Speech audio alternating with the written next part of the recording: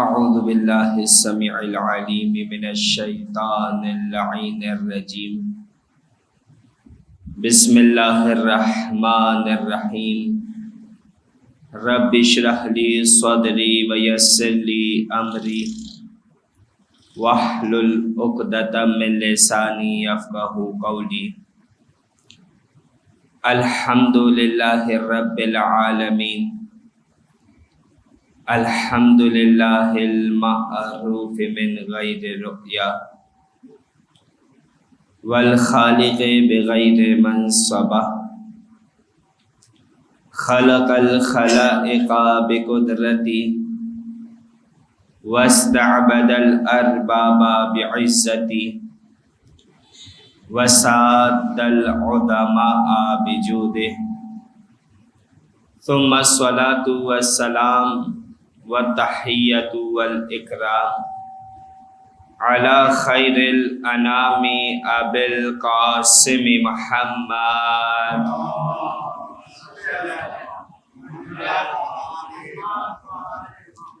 وعلی آلہ الطیبین الطاہرین المعصومین المظلومین المیامین المنتجبین المنتخبین سیما بقیت اللہ الاعظم روحی و ارواحنا لتراب مقدمہ الفدا اللہم عجل لولیک الفرج واللعن الدائمۃ الباقیۃ علی اعدائہم اجمعین من یوم عداوتہم الی قیام یوم الدین اما بعد فقد قال اللہ تبارک و تعالی فی کتابہ المبین بسم اللہ الرحمن الرحیم الحمد للہ رب العالمین صلوات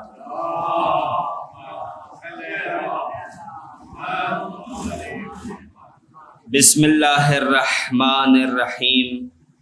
اللہم کل ولیک الحجۃ بن الحسن صلواتک علیہ وعلی آبائہ فی ہذہ الساعۃ وفی کل ساعہ ولیا وحافظا وقائدا وناصرا ودلیلا وعینا حتی تسکنہ ارضک طوعا وتمتعہ فیہا طویلا۔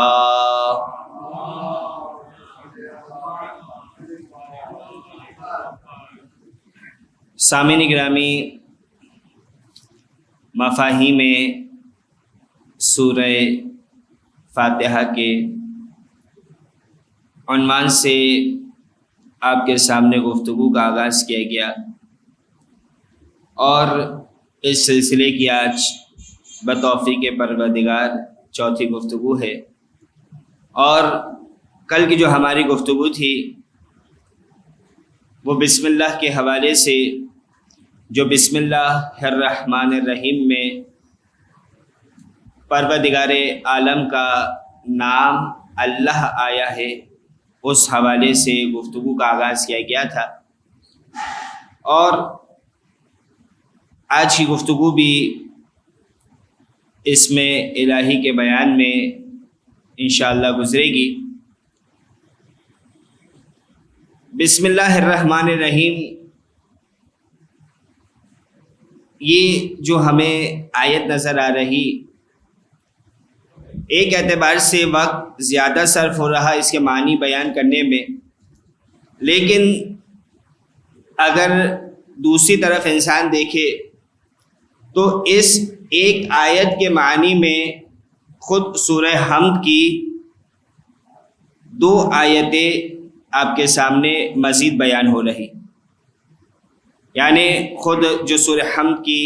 جو دوسری آیت ہے اس میں اسم اللہ کے اوپر گفتگو ہے، پھر تیسری آیت الرحمن الرحیم وہ بھی اسی بسم اللہ کے تحت میں اس حوالے سے گفتگو انشاءاللہ ہو جائے گی۔ تو کل آپ کے سامنے یہی بسم اللہ کی فضیلت میں روایت بیان کی تھی کہ بسم اللہ الرحمن الرحیم اسم اعظم سے اتنا نزدیک ہے کہ جتنا آنکھ کی سیاہی آنکھ کی سفیدی سے ہوا کرتی ہے، یعنی بہت سے افراد ایسے ہوتے ہیں کہ جو اس امر کے پیچھے بھاگ رہے ہوتے ہیں کہ کوئی ایسا کلمہ مل جائے، کوئی ایسا نسخہ مل جائے، کوئی ایسا وظیفہ مل جائے کہ بس ہماری جو تقدیر ہے، ہماری جو کایا ہے وہ پلٹ جائے۔ لیکن جو چیزیں ہمیں اہل بیت نے عطا کی ہے، پروردگار عالم کی طرف سے ہمیں ملی ہے، اسے ہم چھوڑ دیتے ہیں، کہ جس کی سب سے بڑی مثال خود قرآن مجید، یعنی انسان اپنے مسائل کے حل کے لیے ایسے افراد کے پاس چلے جاتا کہ جن کی عام صورت میں شکل دیکھنا بھی کوئی گوارا نہ کرے، لیکن جو پاک کلمہ، جو پاک کلام ہمیں پروردگار کی طرف سے ملا ہے قرآن مجید، اسے چھوڑ دیتے ہیں۔ نہ جانے کیسے کیسے وظیفوں کے پیچھے انسان بھاگتا رہے گا، لیکن وہ دعائیں کہ جو ہمیں اہل بیت علیہم السلام کی طرف سے ملی ہے انہیں ہم ترک کر دیتے ہیں اور ان کی تلاوت نہیں فرماتے، جبکہ اصل یہی ہے کہ انسان قرآن مجید کی تلاوت کرے، اہل بیت سے ماثورہ دعاؤں کی تلاوت کرے، تو پھر خود بخود انسان کو اپنی زندگی میں تبدیلیاں نظر آئے گی۔ ہاں کچھ ایسی چیزیں ہوتی ہیں جیسے نظر بد وغیرہ، یہ تمام چیزیں موجود ہیں، لیکن جہاں یہ تمام چیزیں ہیں وہاں اس کا حل بھی موجود ہے، اور خود مکتب تشیع نے، مکتب اہل بیت میں اس کا حل موجود ہے، بجائے اس کے کہ اس حل کو تلاش کیا جائے انسان ادھر ادھر بھٹکتے رہتا۔ تو بہرحال ہماری جو گفتگو چل رہی لفظ اللہ پر، یہ جو اسم ہے اللہ کا، آپ کے سامنے بیان کیا گیا کہ اس کی اصل ہے الہ، اور اس کے معنی یہ ہوتے ہیں معلوہ، کہ جس کی عبادت کی جائے، ایک جملے میں یہ معنی۔ اور اس کی تفسیر کیا ہے، کتنی ڈیٹیل ہے ان معنی میں، تو روایتوں کی روایتیں ہمارے پاس موجود ہے کہ جس میں اس کلمہ اللہ کی ڈیٹیلز بیان کی گئی۔ ایک یا دو روایتیں آج کی گفتگو میں بھی انشاءاللہ پیش کی جائے گی اس حوالے سے۔ کل جو ہماری بات رکی تھی وہ اس حوالے سے رکی تھی کہ جو تمام کائنات ہے وہ تکوینی طور پر، یعنی فطری طور پر اس کائنات کی فطرت میں ہے کہ وہ اللہ کے آگے سجدہ ریز ہو۔ یعنی سجدہ فقط اسے نہیں کہا جاتا کہ انسان سر کو جھکا دے، ورنہ اگر فقط یہی سجدہ ہے اور کائنات سجدہ ریز ہونے لگی تو نظام درہم برہم ہو جائے گا۔ سجدہ ریز ہے، اس کا مطلب کیا ہے کہ پروردگار کے حکم کے آگے، پروردگار کے امر کے آگے سر تسلیم خم کیے ہوئے ہیں۔ جو نظام پروردگار نے بنایا ہے اسی نظام پر یہ کائنات رواں دواں ہے۔ اور کل کی گفتگو میں آپ کے سامنے تمام مثالیں بھی پیش کی گئی، سورج کی مثال پیش کی گئی، چاند کی مثال پیش کی گئی، ستاروں کی مثال پیش کی گئی، خود یہ زمین کی مثال پیش کی گئی، سبزے کی مثال پیش کی گئی، اور جو ہماری بات اپنے اختتام پر پہنچی تھی خود انسانی جسم، انسان کا جو جسم ہے اس کی سب سے بڑی مثال ہمیں نظر آتا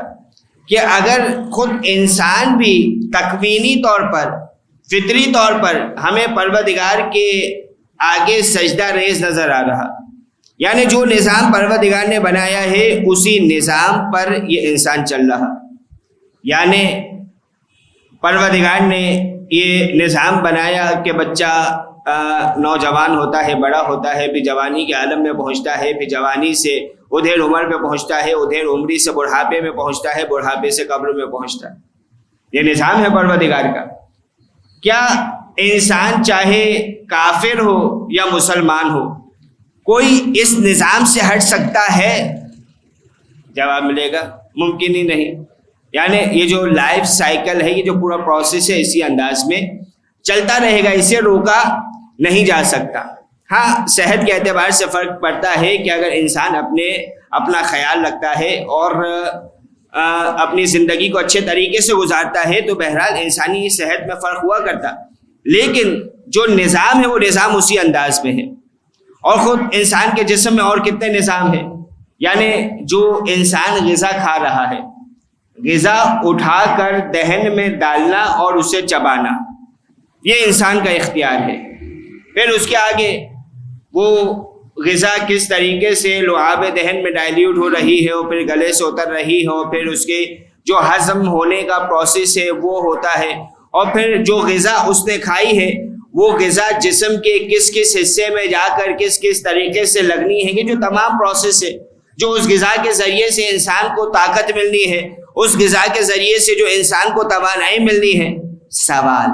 کیا یہ انسان کے اپنے اختیار میں ہے؟ جواب ملے گا ہرگز نہیں ہے، یا انسان کا اختیار ہی نہیں، یعنی جو پروردگار نے نظام بنایا ہے اس نظام پر یہ انسان چل رہا۔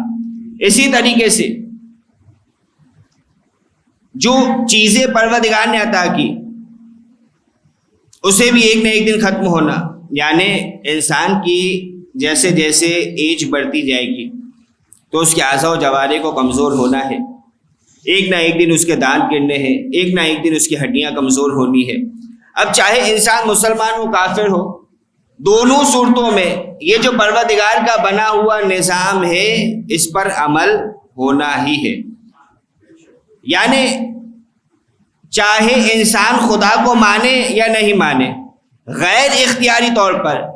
تکویناً، یعنی جو علم کلام میں لفظ استعمال ہوتا، کل بھی اس کی بار بار تکرار کی گئی تھی اور تشریح بھی پیش کرتا گیا تاکہ یہ لفظ ذہن میں آ جائے، تکویناً یعنی فطری طور پر انسان کے اندر پروردگار عالم کی فرما برداری، پروردگار کے آگے سجدہ ریز ہونا اس انداز میں ہے۔ ہاں، اب سوال کیا ہے کہ کیا پروردگار کو یہ والی اطاعت چاہیے یا پروردگار عالم ہم سے ہماری اختیاری اطاعت چاہتا ہے؟ یعنی ویسے تو پوری کائنات پروردگار کے حکم کے آگے سجدہ ریز ہے، لیکن پروردگار نے ہم سے تقاضا کیا ہے؟ کہا کہ پروردگار ہم سے وہ سجدہ چاہتا ہے کہ جو ہم اختیاری طور پر کریں، جو اپنے اختیار سے، اپنی ول سے، اپنی چاہت سے جو ہم سجدہ کریں، پروردگار عالم ہم سے وہ سجدہ چاہتا ہے۔ یعنی ایک مثال آپ کے سامنے پیش کروں، یعنی ایک جنرل سی بات ہے کہ اگر خدا چاہتا تو جس طریقے سے پروردگار نے پورا نظام بنایا ہے، آپ کے سامنے نظام موجود ہے، کل کی پوری گفتگو اسی نظام کے حوالے سے رہی، آج کی گفتگو کی ابتدا اس نظام کے حوالے سے ہوئی، تو یہ جو پورا نظام ہے آپ کے سامنے، کیا اگر پروردگار چاہتا تو اسی طریقے سے جس طریقے سے پروردگار نے وہ نظام بنایا، کیا انسان سے اپنی اطاعت نہ کروا لیتا؟ کیا انسان سے خود کو سجدہ نہ کروا لیتا؟ کیا انسان سے اپنی عبادت نہ کروا لیتا؟ اگر ایسا کر لیتا تو پوری کائنات، پوری دنیا میں جتنے انسان بس رہے ہیں سب ہمیں اطاعت گزار نظر آتے، سب ہمیں متقی پرہیزگار نظر آتے، سب ہمیں سیدھے راستے پر ثابت قدم نظر آتے۔ تو عزیزان گرامی، لیکن پروردگار نے جو انسان کی تخلیق کی ہے وہ کس اعتبار سے کی؟ یعنی ایک طرف ہمیں ملائکہ کی تخلیق نظر آ رہی ہے، ملائکہ یہی ہے، ملائکہ کی جو عبادت ہے، ملائکہ کا جو سجدہ ہے، ملائکہ کا جو رکوع ہے، ملائکہ کا جو قیام ہے، یہ ان کے اپنے ول پہ نہیں ہے، اپنی چاہ پہ نہیں ہے، بلکہ پروردگار نے ان کی فطرت میں اس کو رکھا ہے۔ یعنی ان کی جو عبادت ہے تکوینی عبادت ہے، جنہیں سجدے میں رکھا ہے وہ سجدے میں ہی ہے، جنہیں رکوع میں رکھا ہے وہ رکوع میں ہی ہے، جنہیں قیام میں رکھا ہے انہیں قیام میں ہی رکھا۔ تو ملائکہ کی عبادت الگ ہے، پروردگار ہم سے وہ عبادت نہیں چاہ رہا، ورنہ تو ہر انسان عبادت کرتا ہوا نظر آتا۔ پروردگار نے تقاضا یہ کہ اصل عبادت یہ جو انسان کی خلقت میں نظر آ رہا کہ پروردگار نے انسان کے اندر متضاد جذبے رکھے، یعنی انسان کے اندر شہوت بھی موجود ہے، انسان کے اندر اس کی خواہشات بھی ہے، خواہشان نفسانی بھی ہے، اور حقیقی سجدہ وہی ہے کہ جو انسان اپنی خواہشات کو، اپنی شہوتوں کو رونتے ہوئے پروردگار کے آگے سجدہ ریز۔ اور کل کی گفتگو کا اختتام جس جملے پہ ہوا تھا وہ جملہ ریپیٹ کروں گا کہ کمال خضوع، کمال خشوع سجدے کا نام ہے۔ یعنی سجدہ کیا ہے؟ کمال خضوع ہے۔ سجدہ کیا ہے؟ کمال خشوع ہے۔ یعنی جب یہ خضوع خشوع اپنے کمال پہ پہنچتے حقیقت میں اس کا نام سجدہ ہے۔ کیونکہ سجدہ کیا ہے؟ سب سے یعنی بالکل پست، یعنی اگر سجدے کی پوزیشن کو انسان دیکھے، جس پوزیشن میں انسان سجدے میں جاتا ہے، یعنی ہاتھ زمین پر ہے، اپنی پیشانی کو زمین پہ ٹکایا ہوا ہے، یعنی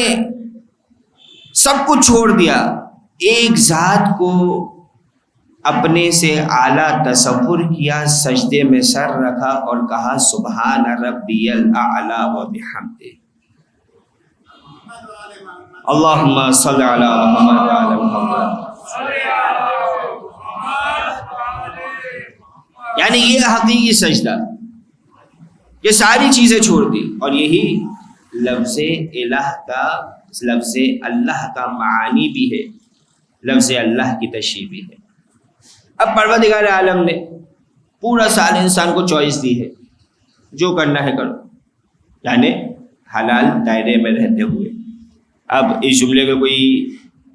مس کمیونیکیٹ نہ ہو جائے یہ جملہ کہ جو کرنا ہے کرو یعنی گناہ کی طرف بھی بڑھ جاؤ، یہ ہرگز مراد نہیں،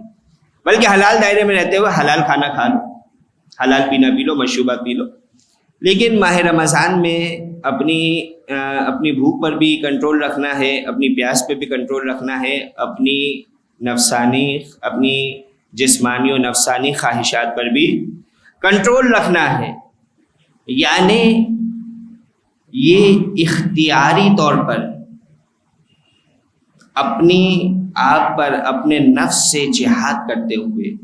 اپنے آپ کو روکتے ہوئے اس عمل کو انجام دینا ہے۔ یعنی کسی نے زبردستی پکڑ کے تو انسان کو بھوکا نہیں رکھا، سامنے پانی بھی موجود ہے، انسان آیا، گھر میں داخل ہوا، گرمی کی شدت تھی، سورج سوا نیزے پر تھا، پسینہ ٹپک رہا تھا، بالکل نڈھال ہو کے گھر میں آیا، فریج میں ٹھنڈا پانی یقینی طور پہ موجود ہے۔ وہ کون سی طاقت ہے کہ جو اس کو روکے ہوئے ہے اس پانی کے پینے سے؟ کون سی طاقت ہے؟ یعنی پروردگار نے فورس تو نہیں کیا نا، اس کو مجبور تو نہیں بنایا، یہاں پر اختیار دیا ہے، چاہتا تو فریج کھول کے پانی کی بوتل نکال کے اسے پی سکتا تھا، اختیار ہے اس کے پاس، لیکن یہ اختیاری سجدہ ہے حقیقت میں جو انسان انجام دے رہا ہے، یہ پروردگار کا سجدہ ہے، پروردگار کے آگے یہ انسان سجدہ ریز ہے کہ اس کی اطاعت ہے، کہ پروردگار کی اطاعت کرنی ہے، جب تک روزہ افطار نہیں ہوتا اس وقت تک پانی نہیں پینا،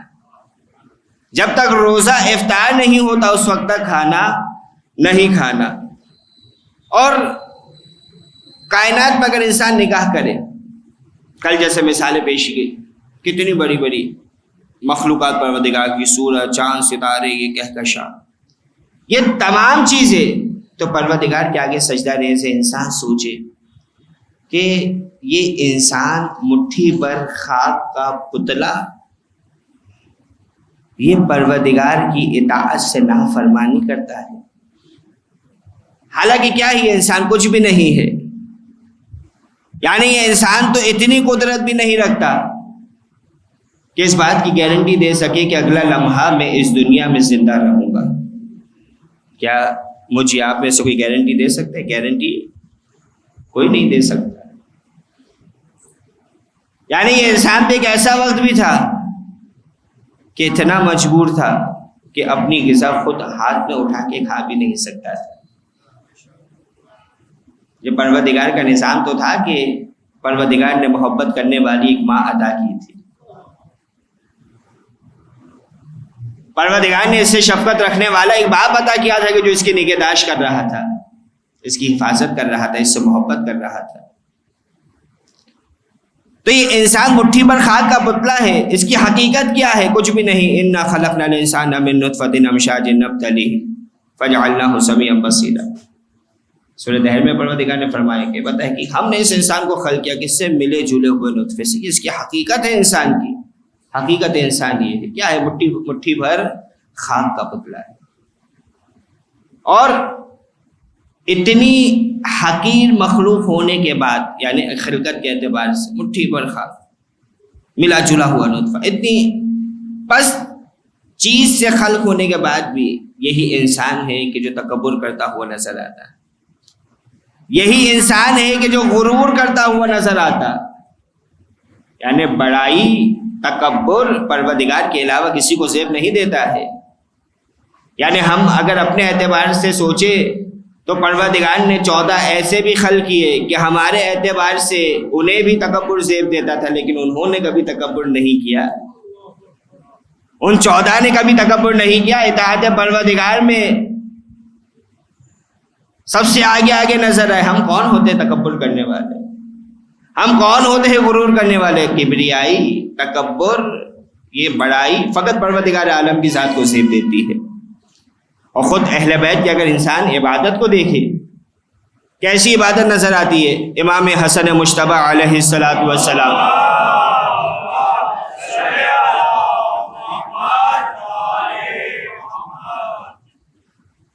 مولا سے پوچھا گیا کہ مولا یہ بتائیے گا کہ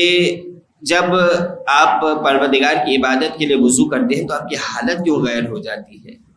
یعنی وضو میں کیا حالت غیر ہو جاتی ہے، چہرے کا رنگ زرد پڑنے لگتا. امام حسن مجتبی جواب دیتے ہیں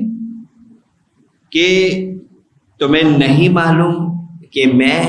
رب العالمین کی عبادت میں مصروف ہوں. کہا کہ میں رب العالمین کی عبادت میں مصروف ہوں، تو کیا چاہتے ہو؟ اسی طریقے سے خود مولا کائنات کی عبادت پیر سے تیر نکال دیا جاتا ہے، خبر تک نہیں ہوتی. کیوں؟ تکلیف ہے، یہ دنیاوی تکلیف ہے، وہ پروردگار کی بارگاہ میں حاصل ہے. اللہم صلی علی محمد وعلی محمد. بہرحال ایک مثال اکثر دیا کرتا ہوں اور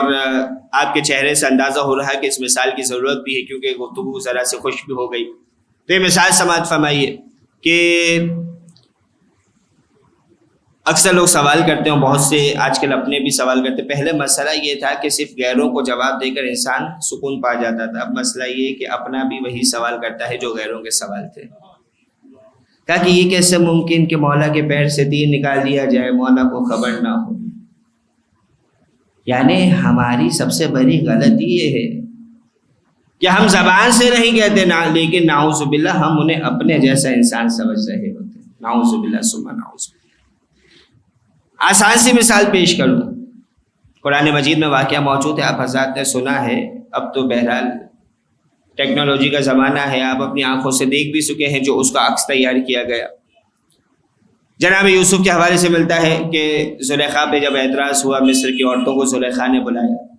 کہا اچھا مجھ پہ اعتراض کر رہی تھی نا. سب کے ہاتھ میں سیب دے دی، چھری دے دی، کہا کہ یہ سیب و چھری رکھو، جب یوسف یہاں پہ آئیں گے تو ان لوگ سیب کھا لینا.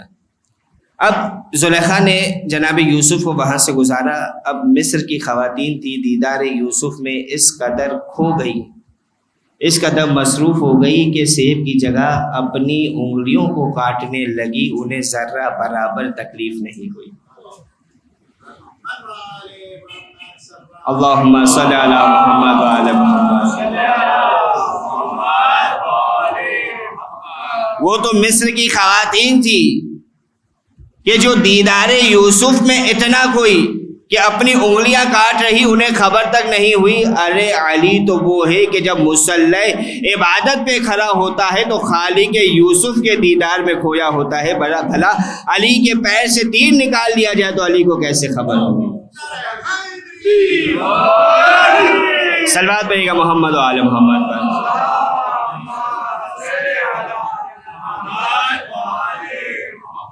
تو عزیزان گرامی،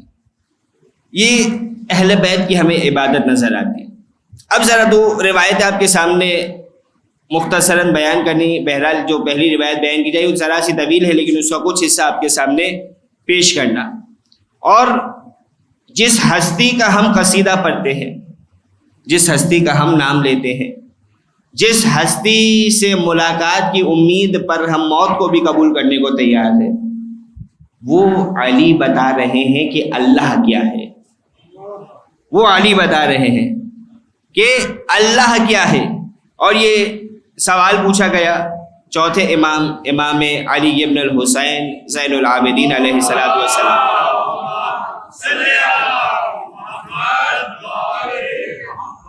یعنی چوتھے امام سے اسی بسم اللہ الرحمن الرحیم کی جب تفسیر پوچھی گئی تو چوتھے امام نے اپنے آبا اجداد سے مولا کائنات سے اس روایت کو نقل کیا اور کہا کہ مولا کائنات سے جب بسم اللہ کی تفسیر پوچھی گئی تھی تو مولا کائنات نے یہ جواب دیا کہ لفظ اللہ کے تمام اسماء سے اعظم نام ہے. یعنی سب سے بلند نام پروردگار کے تمام اسماء میں یہ لفظ اسم اللہ ہے۔ پھر مولا فرماتے ہیں کہ یہ وہ نام ہے کہ اللہ کے علاوہ کسی کا یہ نام نہ رکھا جائے، یعنی کسی شخص کے لیے یہ جائز نہیں ہے کہ نعوذ باللہ وہ اپنا نام اللہ رکھے۔ پھر مولا سے پوچھا گیا کہ مولا بتائیے گا کہ اس اسم اللہ کی تفسیر و معانی کیا ہے؟ تو مولا فرماتے ہیں وہی بات کے کل جہاں ہماری گفتگو کا آغاز ہوا تھا، مولا فرما رہے کہ جب تمام ظاہری امیدیں ٹوٹ جائیں، یعنی انسان کی جتنی ظاہری امیدیں تھیں، جتنی چیزوں پہ انسان نے آس لگائی ہوئی تھی، جتنی چیزوں پہ انسان نے تکیہ کیا ہوا تھا، جتنے ریسورسز پر انسان کو بھروسہ تھا، وہ تمام چیزیں ختم ہو جائے، تمام اس کے بھروسے ٹوٹ جائے، تمام امیدیں ٹوٹ جائیں اور تمام اسباب ختم ہو جائے، یعنی اب کوئی بھی اسباب سبب باقی نہ رہے۔ ہمارے ساتھ ایک مسئلہ یہ بھی ہے کہ ہم مسبب الاسباب کے پیچھے جانے کے بجائے اسباب کے پیچھے پڑ جاتے ہیں۔ یعنی عام سی مثال، ہم دنیا کے پیچھے تو بھاگ رہے ہیں لیکن دنیا بنانے والے کو چھوڑ دیا ہے۔ تو جب تمام اسباب ختم ہو جائے، کوئی اسباب باقی نہ رہے، کوئی سبب باقی نہ رہے، اس وقت جس ذات کی طرف انسان اپنے مصائب اور مشکلات پر بھروسہ کرتا ہے، جس ذات کی طرف رجوع کرتا ہے، اسے اللہ کہا جاتا ہے۔ یعنی جب تمام امیدیں ختم ہو جائے، جب تمام اسباب ختم ہو جائے، کچھ بھی باقی نہ رہے، جس ذات کی طرف انسان رجوع کر رہا ہے اسے اللہ کہا جاتا۔ اور خدا کے علاوہ مولا فرما رہے کہ خدا کے علاوہ چاہے کوئی کتنا طاقتور ہی کیوں نہ ہو، زیادہ اختیارات رکھنے والا کیوں نہ ہو، کتنا عظیم کیوں نہ ہو، کتنا ہی دولت مند کیوں نہ ہو، اور لوگوں کی ضروریات کو پورا کرنے والا ہی کیوں نہ ہو، یعنی دنیا میں دولت مند شخص چاہے مسلمان ہو غیر مسلم ہو، لوگوں کی ضروریات کو تو پورا کرتے۔ عام طور پہ انسان کی فطرت میں کہیں نہ کہیں چیریٹی موجود ہوتی ہے، یعنی کتنا ہی بڑا شخص کیوں نہ ہو، کتنا ہی مالدار کیوں نہ ہو، کتنا ہی عظیم لوگوں کی ضروریات پورا کرنے والا شخص کیوں نہ ہو، مولا فرما رہے کہ جب ایسے اشخاص بھی محتاج ہو جاتے ہیں، ایسے اشخاص بھی جب اپنی ضرورت کو پورا کرنے کی قدرت نہیں رکھتے ہیں، تو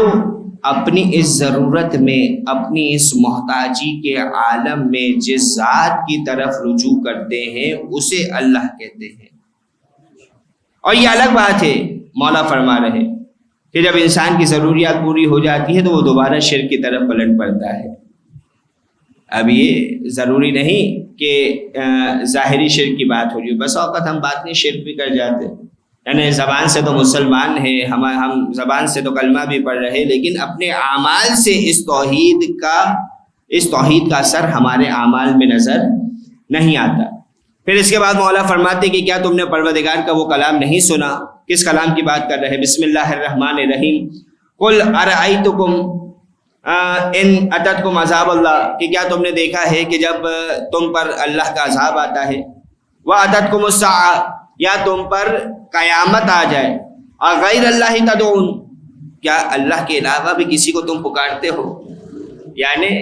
جب عذاب آ جائے یا قیامت آ جائے تو کیا انسان اللہ کے علاوہ بھی کسی کو پکارتا ہے؟ ان کنتم صادقین، اگر تم سچے ہو تو یہ بتاؤ، بل ایاہ تدعون فیکشف ما تدعون الیہ ان شاء، بلکہ حقیقت یہی ہے کہ تم اللہ کو ہی پکارتے ہو، اور اللہ ہی ہے کہ جو اس مشکل وقت میں تمہاری مشکل کو دور کر سکتا ہے، اگر وہ چاہے تو۔ اگر وہ چاہے تو اللہ ہی ہے، اگر وہ چاہے تو تمہاری مشکل کو دور کر سکتا ہے۔ پھر پروردگار فرماتا ہے کہ وَتَنْسَوْنَ مَا تُشْرِكُونَ، اور تم بھول جاتے ہو اور پھر شرک کرنے لگتے ہو، یعنی مشکل پڑی اللہ کو پکار لیا، جب مشکل ٹل گئی اللہ کو بھول گئے۔ یہی انسان کی حقیقت ہے، یہی انسان ہے کہ جو توحید کو بھلا رہا، پھر روایت کچھ طویل تھی کہ جس میں مولا نے اس انداز میں ذکر کیا کہ اگر پروردگار چاہے تو اس انسان کو امیر کو غریب کر دے، غریب کو امیر کر دے، پروردگار کی قدرت کا کوئی مقابلہ نہیں کر سکا، اور کافی طویل روایت تھی۔ پھر اس روایت کے آخری حصے میں مولا کائنات حضرت محمد مصطفیٰ صلی اللہ علیہ وآلہ وسلم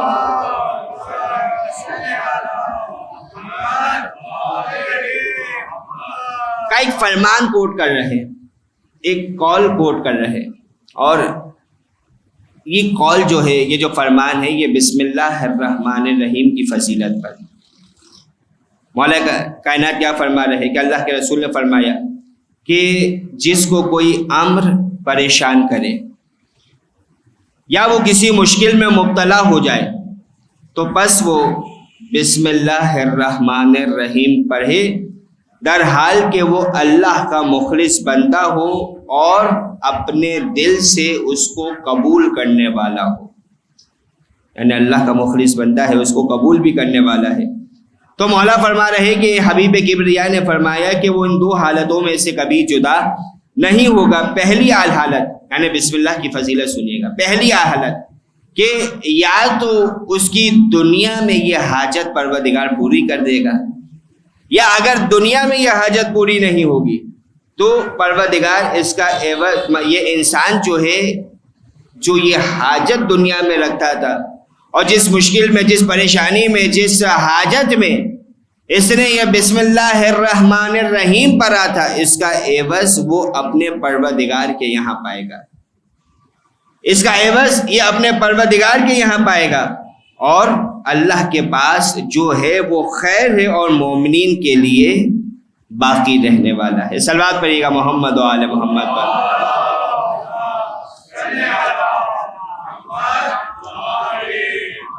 عزیزان گرامی، اس میں اللہ انشاءاللہ کافی حد تک واضح ہو گیا ہوگا، اور اختتام سے نزدیک اس میں اللہ کو چھٹے امام جعفر صادق علیہ الصلوۃ والسلام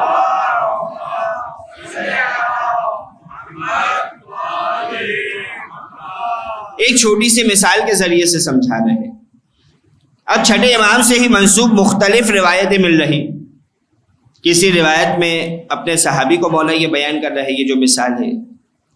کسی روایت میں کبھی دہریہ یعنی خدا کو نہ ماننے والا مولا سے سوال کرتا ہے، مولا اس مثال کے ذریعے سے اسے خدا کو سمجھا رہے، اسے اللہ سمجھا رہے۔ کبھی مولا اپنے صحابی کو سمجھا رہے کہ اگر کسی دہریے سے مناظرہ ہو تو اس طریقے سے پروردگار عالم کی پہچان کروانا۔ ابتدا میں وہی جملے جو مولا کائنات کی جو روایت آپ کے سامنے پیش کی گئی، اسی سے ملتے جلتے جملے کہ جب انسان کے تمام اسباب ختم ہو جائے، تمام انسان کی آس ختم ہو جائے، تو اس وقت جس ہستی کی طرف انسان رجوع کرتا ہے وہ اللہ ہے۔ اب مثال کیا دے رہے چھٹے امام؟ جب صحابی نے پوچھا مولا بتائیے گا کہ اللہ کیا ہے، اللہ کو کیسے پہچانے، تو مولا نے کہا کہ کبھی تم نے دریا میں سفر کیا ہے؟ وہ صحابی کہتا ہے جی مولا دریا میں سفر کیا ہے۔ مولا فرماتے ہیں کہ اس دریا میں سفر کرتے ہوئے کبھی تمہارے ساتھ ایسا ہوا ہے کہ سمندر میں طغیانی آ گئی ہو؟ وہ صحابی کہتا ہے مولا اکثر ایسا ہو جاتا، سمندر میں طغیانی آ جاتی ہے، کشتی ہلنے لگتی ہے۔ کیا کبھی ایسا ہوا کہ اس طغیانی کے ساتھ ساتھ کشتی میں خرابی بھی پیدا ہو گئی ہو؟ وہ صحابی کہتا ہے مولا ایسا بھی ہوا ہے کہ سمندر میں طغیانی بھی آ گئی، طوفان بھی آ گیا، کشتی میں خرابی بھی پیدا ہو گئی۔ کہا کہ کیا اس وقت کبھی ایسا ہوا ہے کہ تم سارے دنیاوی اسباب سے یعنی دنیاوی مدد سے مایوس ہو چکے ہو؟ کہا کہ مولا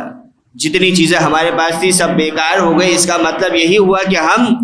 دنیاوی اسباب سے، دنیاوی مدد سے، دنیاوی امداد سے مایوس ہو گئے۔ مولا پوچھتے ہیں اس سے اچھا یہ بتاؤ کہ کیا اس وقت بھی تمہارے دل میں کوئی امید کی کرن روشن تھی، کوئی ایسی آس تھی کوئی ایسی امید تھی، کوئی ایسا دیا جل رہا تھا کہ ابھی بھی کوئی ہے کہ جو مجھے اس مصیبت میں بچا سکتا ہے، اس مصیبت سے نکال سکتا ہے۔ وہ صحابی کہتا ہے جی مولا، اس وقت بھی دل میں آس تھی کہ کوئی ہے کہ جو مجھے اس مصیبت سے نکالے گا، اور اسی کی طرف دل خود بخود مائل ہونے لگتا ہے۔ مولا فرماتے ہیں کہ جس کا آسرا اس وقت تمہارے دل میں تھا، وہی حقیقت میں پروردگار عالم کی ذات ہے۔ صلوات پڑھیے گا محمد و آل محمد پر۔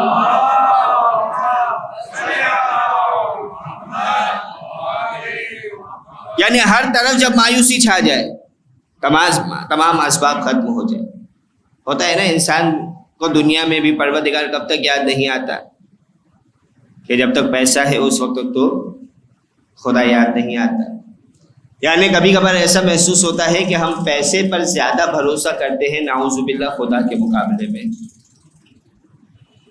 یا ہم اپنے دوست احباب پہ زیادہ بھروسہ کرتے ہیں نعوذ باللہ خدا کے مقابلے میں، ہم اپنی طاقت و قدرت پر نعوذ باللہ زیادہ بھروسہ کرتے ہیں پروردگار عالم کے مقابلے میں،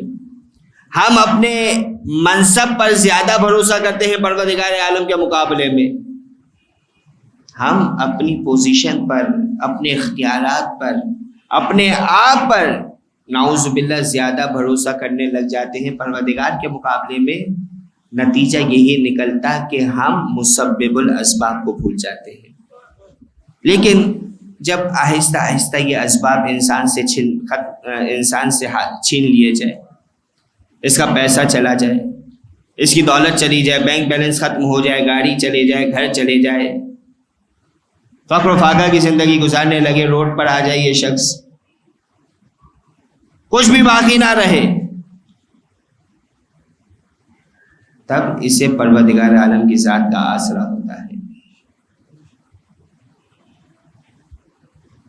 اور جب دنیاوی دوست ساتھ چھوڑ دیتے ہیں، دنیاوی مددگار، دنیاوی خیر خواہ ساتھ چھوڑ دیتے، اب فقط ایک آسرا اس کے دل میں ہوتا ہے کہ ہاں ایک ذات ایسی موجود ہے کہ جو مجھے اس مشکل سے نکال سکتی ہے، وہ پروردگار عالم کی ذات ہے۔ اور یہی وہ امید ہے کہ جسے رکھنے کی تاکید کی گئی ہے۔ یعنی اسلام میں نا امیدی کو کفر کے مقابلے میں لا کے کھڑا کیا گیا ہے، نا امیدی کو کفر کہا گیا۔ یہی وجہ کہ خودکشی حرام نظر آتی ہے، سوسائڈ حرام ہے۔ کیوں؟ کیونکہ انسان سوسائڈ کس وقت کرتا ہے کہ جب نا امید ہو جائے، جب امید باقی نہ رہے۔ عزیزان گرامی، انسان کی سب سے بڑی امید ہی پروردگار عالم کی ذات ہے۔ یعنی مطلب کیا ہوا کہ جو فرد نا امید ہو رہا ہے، اس فعل قبیح کی طرف جا رہا ہے، گویا اس نے پروردگار عالم کی ذات کو چھوڑ دیا، اور جو پروردگار عالم کی ذات کو چھوڑ دے وہ پھر مسلمان کہاں کا رہتا ہے۔ تو جب سارے اسباب ختم ہو جائے اس وقت یہ انسان مسبب الاسباب کی طرف رجوع کرتا ہے۔ ورنہ انسان کے پاس اگر تمام اسباب موجود بھی ہے، مال ہے، دولت ہے، بینک بیلنس ہے، گھر ہے، ساری فیسلٹیز ہے، مہنگے سے مہنگے ہاسپٹل میں علاج بھی کروا سکتا، لیکن پھر بھی ایسے اشخاص جو ایسے بیمار ہوتے ہوئے نظر آتے ہیں کہ پیسہ بھی جن کا علاج خرید نہیں سکتا۔ اس وقت انسان کو یہ خیال آنا چاہیے کہ هو الشافی، کہ وہی شفا دینے والا ہے، وہی شفا دینے والا پروردگار عالم ہے۔ اور ہمیں کچھ ہستیاں ایسی نظر آئی کہ جن پر پروردگار کی رحمتیں تھی، کہ جو مقام مصیبت پر بھی شکر کرتے ہوئے نظر آئے۔ یعنی آپ نے وہ جملہ سنا ہے نا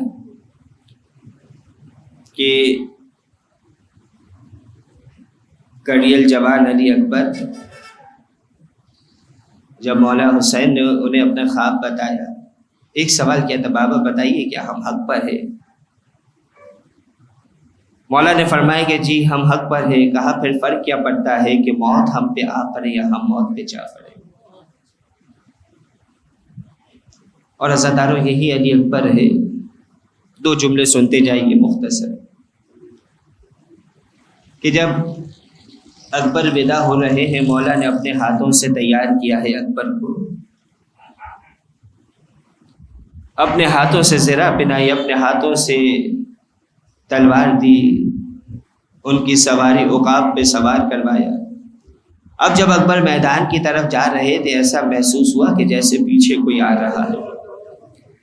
عزاداروں، ایک مرتبہ شہزادہ اکبر نے اپنی سواری کو روکا ہے، پیچھے مڑ کے کیا دیکھتے ہیں کہ بوڑھا باپ ہے کہ جو پیچھے چلتے ہوئے آ رہا ہے اور کہتے جاتا ہے، بیٹا اکبر ذرا آہستہ آہستہ۔ عزاداروں، اکبر اپنی سواری سے اترتے ہیں اور مولا کی بارگاہ میں عرض کرتے ہیں کہ بابا جان، ابھی تو آپ نے اجازت دی تھی، اب اس طریقے سے پیچھے آنے کا مقصد کیا ہے؟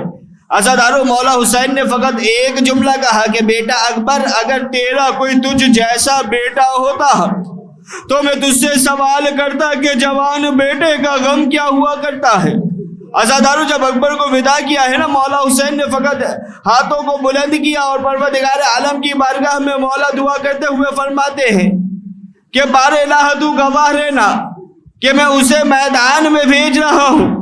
کہ جو سیرت میں، صورت میں، گفتار میں، کردار میں تیرے نبی کے مشابہ ہے۔ جب ہمیں تیرے نبی کی زیارت کرنی ہوتی تھی تو ہم علی اکبر کا دیدار کر لیا کرتے تھے۔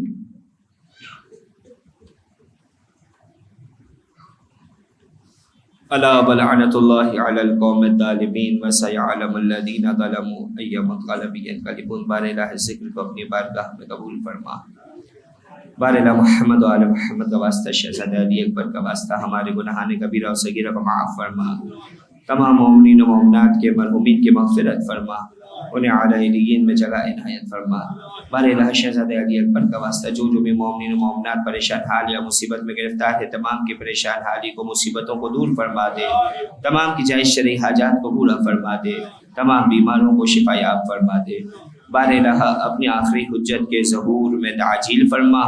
قلب مطہر امام زمان کو ہم سے راضی و خوشنود فرما۔ ان اللہ و ملائکتہ یصلون علی النبی یا ایھا الذین آمنوا صلوا علیہ وسلموا تسلیما۔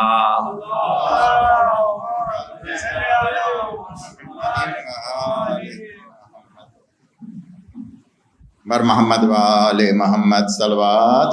اللہم صلی علی محمد و آل محمد۔ اجتماع سے سورہ فاتحہ کی مرحومہ رقیہ بائی بنت صالح محمد، ممتاز بائی ماؤجی، فاطمہ بائی ہرجی، ڈایا بائی پریم جی، محمد علی بچو علی ملجی مامدانی، فاطمہ بائی حاجی بائی حسن علی نشاد نورانی، اشرف النساء بنت بچو بائی غلام حسین شریف، فاطمہ بائی محمد علی سید حسن نواب، لیلہ بائی بنت غلام حسین، زیرہ بائی بنت غلام حسین، انور علی رحمت اللہ، زرینہ بائی غلام حسین، غلام علی رحمت اللہ، سگرا بائی نظر علی، امینہ بائی اللہ رکھا، نرجس بائی نظر علی، حسینہ بائی بنت فدا حسین، منور حسین غلام علی، شبیر حسین محمد حسین غلام علی، صابرہ عبد الحسین، جمال بھائی بابول بھائی وزیر، شیرین بھائی جمال بھائی وزیر، اکبر علی جمال بھائی وزیر، سکینہ بھائی شریف، جینا بھائی حسن علی مرزا، سلیم اکبر علی وزیر، حیدر علی اکبر علی وزیر، معصوم علی اکبر علی وزیر، گلشن اکبر علی وزیر، امینہ حسن علی مرزا، فاطمہ بائی اکبر علی وزیر، بلکس قاسم علی مرزا، سکینہ بائی اکبر علی مرزا، فاطمہ بائی محمد علی کپاڑیا، زیرہ بائی اکبر علی مرزا، سلیم غلام علی تھاور، محمد علی داؤد کپاڑیا، سکینہ بائی محمد علی کپاڑیا، یونس محمد علی کپاڑیا، حسنیہ رحمت اللہ لاکھانی، روشن بانو محمد علی گیلانی، یاسمین بانو علی محمد ورتیجی، سگرا بانو عبد الحسین بادامی، حسین علی اللہ دین Poonawalla, Zarina by Fazil, Ruqaiya by Mohammed علی، یاور مہدی، حسین علی پوناوالا اور لوکھن والا فیملی، فاطمہ بائی رجب علی امیری، نیلوفر، حسین علی مقادم، انور علی حبیب کانانی، یوسف علی حبیب کانانی، اکبر علی حبیب کانانی، حسین علی حبیب کانانی، جینا بائی زوجہ حبیب بائی، کنیز فاطمہ زوجہ شاہد کانانی، عزیز فدا حسین سومانی، حیدر علی اکبر علی، طاہرہ بنت شابان علی، فضہ by Ghulam Ali Bawa, Hasan Ali Somani, Yusuf Ali Somani, سگرا by لالجی باوا، پیار علی سومانی، شبیر یوسف علی خوجہ، پیر بھائی بھیم جی، غلام علی پیر بھائی، عبدالرسول پیر بھائی، مریم بھائی نور محمد، شیرین بھائی نور محمد، شیربانو پیر بھائی، اول بھائی زوجہ پیر بھائی، زیرہ بھائی بنت محمد علی والجی، سکینہ بھائی زوجہ پیر بھائی، شاکر غلام حسین شاکر غلام علی خیر النساء بنت فدا حسین محمد حسین غلام علی محمد علی رحمت اللہ پیر بھائی سجاد حسین محمد علی رحمت اللہ نور محمد راجپر رمضان علی نور محمد شابان علی نور محمد علی رضا ہاشم بھائی عبد الکریم بالجی منیرہ بنت پیار علی سراج علی عبد الرسول دولت بانو ناصر علی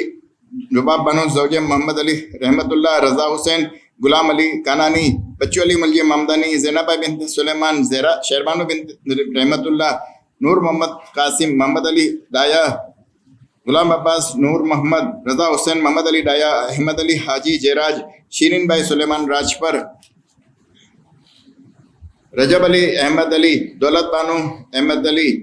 ملجی پریم جی عمر بھائی بنت آدم فاطمہ بھائی بنت آدم سلیمان راجپر نان بھائی بنت آدم فدا حسین کھوجا نور بانو زوجہ فدا حسین کھوجا حاجی پیر بھائی کانجی فاطمہ بھائی کھوجا نسیم صادق علی کبرا بھائی زوجہ صادق کھوجا محمد علی کانانی کلثوم بھائی علی بھائی پنجا فدا حسین راولیا پیار علی راولیا فاطمہ بھائی بنت احمد علی معصومہ بنت ناگجی محمد حسین محمد بشیر مہر علی بابا کریم بھائی فاضل فاطمہ بھائی علی بھائی محمد نذیر جاملہ گری علی حسین کرمانی حسن علی مہر علی غلام علی حسن علی ریاض حسین حسن علی لیاقت حسین حسن علی گلبانو اور ہمانی فیملی حاجی وزیر علی ابراہیم میوا والا رشتہ دار مرحومین یوسف علی مربی والا اور رشتہ دار مرحومین محمد رضا مربی والا اور شہدائے ملت محمد رضا نور محمد دالا افریقہ والا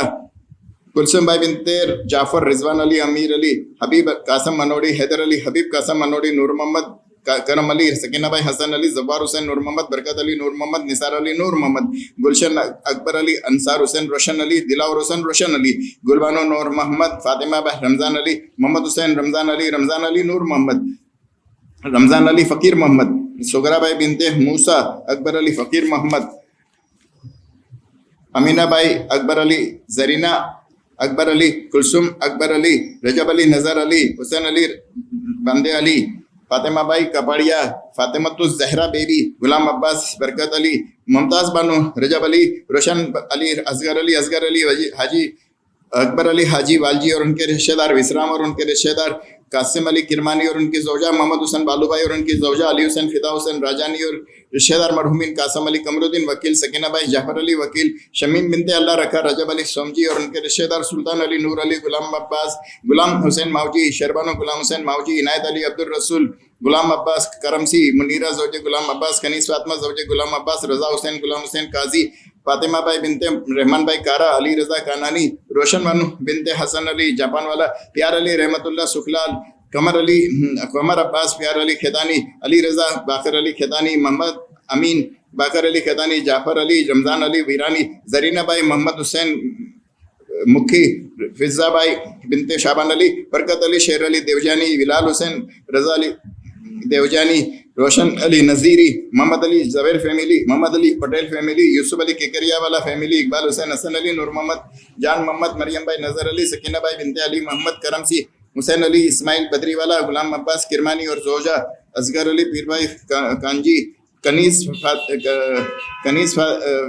کانجی فیملی کے رشتہ دار مرحومین حاجی ابراہیم اوکیرا اور ان کے رشتہ دار مرحومین حاجی حبیب علی مقادم حسین علی مرچنٹ اور ان کے رشتہ دار حاجی یوسف ڈاکٹر تھاورانی رضیہ یوسف تھاورانی سلمان عبد المہدی فروزانہ بنت روشن علی شبیر حسین غلام حسین اور رجب علی حیدر علی ترابی محمد حسین امیر علی رضیہ بھائی امیر علی فاطمہ بھائی حسین علی سغرا بھائی بنت حاجی بھائی امیر علی زبیر رحمت بھائی رامجی تمام مراجعین کرام مرحومین تمام علماء عظام مرحومین اس امام بارگاہ کے تمام مرحومین کارکنان اور مولانا صاحب کے مرحومین ہم آپ سب کے مرحومین جن کا کوئی فاتحہ پڑھنے والا نہیں رہا ان سب کے لیے ایک سورہ فاتحہ بسم اللہ الرحمن الرحیم الحمدللہ رب العالمین الرحمن الرحیم مالک یوم الدین ایاک نعبد و ایاک نستعین اہدنا الصراط المستقیم صراط الذین انعمت علیہم غیر المغضوب علیہم ولا الضالین بسم اللہ الرحمن الرحیم قل هو الله احد الله الصمد لم يلد ولم يولد ولم يكن له كفوا احد بسم الله الرحمن الرحيم قل هو الله احد الله الصمد لم يلد ولم يولد ولم يكن له كفوا احد بسم الله الرحمن الرحيم قل هو الله احد الله الصمد لم يلد ولم يولد ولم يكن له كفوا احد اللهم اغفر للمؤمنين والمؤمنات والمسلمين والمسلمات الاحياء منهم والاموات تابع بيننا وبينهم بالخيرات انك مجيب الدعوات انك على كل شيء قدير ان الله وملائكته يصلون على النبي يا ايها الذين امنوا صلوا عليه وسلموا تسليما